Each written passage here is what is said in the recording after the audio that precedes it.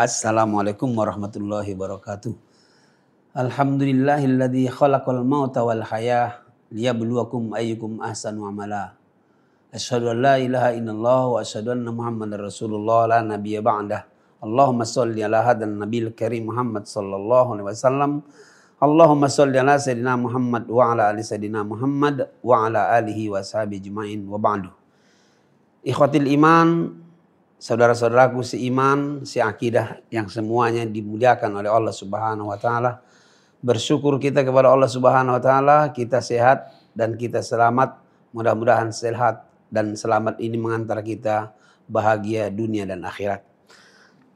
Adapun materi kajian kita pada saat ini atau di waktu ini adalah bagaimana kunci-kunci selamat dunia dan akhirat.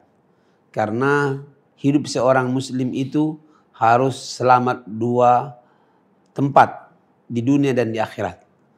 Maka kata Allah, "Faman zuhziha 'anil nar wa udkhilal jannata faqad faz wa mal hayatud dunya illa mata'ul ghurur."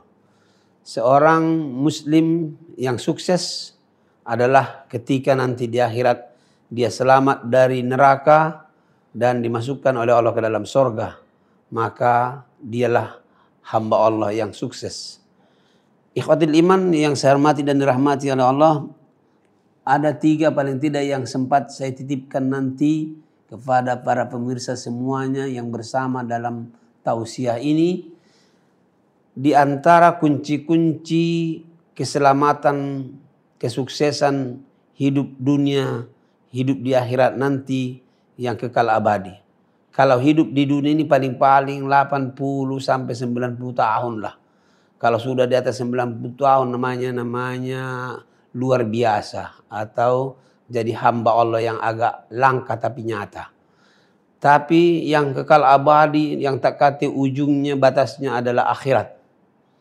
Maka kehidupan ini kalau bisa kita tercapai dua-duanya. Bahagia dunia, bahagia akhirat.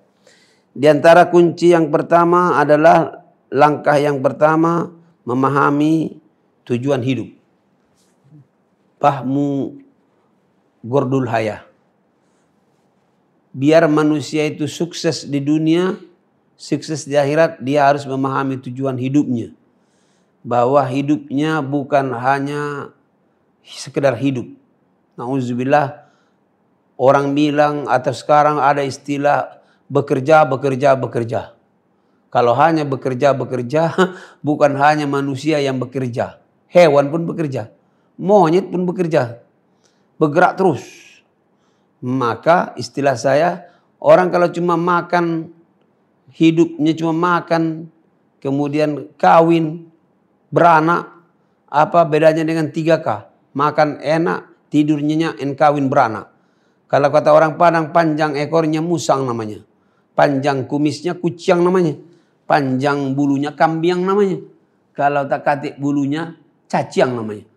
Berarti hidup kita ini tidak jauh berbeda dengan itu. Maka kita harus paham tujuan hidup yang sebenarnya kata Allah. Wa ma khalaqtul jinna wal ins illa liya'budun.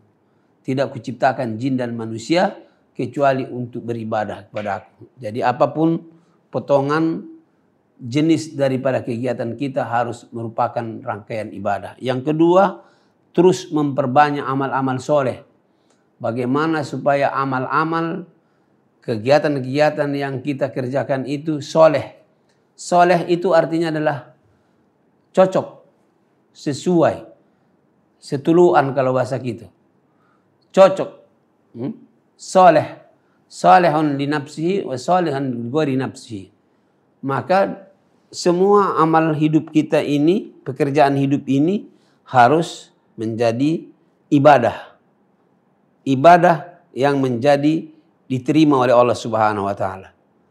Ikhwatil iman yang saya hormati dan dirahmati oleh Allah, maka jangan lupa setiap amal-amal itu diniatkan karena Allah Subhanahu wa taala.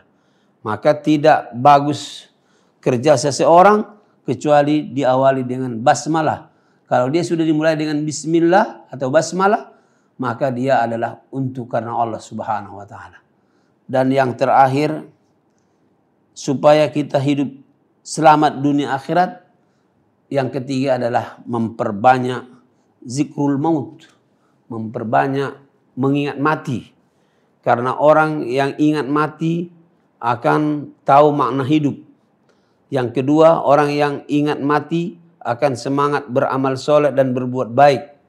Orang yang ingat mati, hidupnya akan selalu optimis. Tidak akan pesimis. Tidak akan putus asa. Semangat. Mungkin banyak orang terbalik. Justru katanya kalau ingat mati terus, bagaimana saya mau naik pangkat? Justru dengan dia ingat mati, tidak akan menjadi orang pembohong. Tidak akan menjadi orang yang culas. Tidak akan menjadi orang yang mencari-cari kelemahan baik. Tidak. Dengan ingat mati, maka insya Allah dia berusaha supaya hidupnya optimis. Karena masih ada kehidupan setelah kematian. Mati yang kedua yang kita rasakan itu cuma sebentar. Masuk ke dalam barzah. Kemudian di barzah itu beristirahat. Baru datang nanti sangkakala, hidup lagi kita semuanya. Pada posisi itulah manusia akan dibangkitkan oleh Allah. Orang yang beriman, qalu hadza ma wa'adana ar-Rahman. Mereka akan mengatakan ini adalah janji-janji dari Allah Tuhan kami yang Maha Rahman, Maha Pengasih, Maha Penyayang. Ikhwatil iman yang saya hormati dan dirahmati Allah, dengan ingat mati, dia insya Allah hidupnya termotivasi, masih ada kehidupan yang hakiki setelah mati dalam kehidupan yang sementara ini. Itu yang membuatnya menjadi berprestasi. Sehingga dia tahu, oh hidup ini cuma sementara. Adapun hidup akhirat adalah kekal abadi. Allahu a'lam bishawab. Yang penting kita berusaha supaya hidup yang sekali ini berhasil, hidup yang sekali ini berarti, dan hidup yang abadi insya Allah kita kekal abadi. Seperti doa kita, nas'aluka ridhaka wal jannah wa na'udzubika min sakhatika wan nar. Allahu a'lam bishawab. Assalamualaikum warahmatullahi wabarakatuh.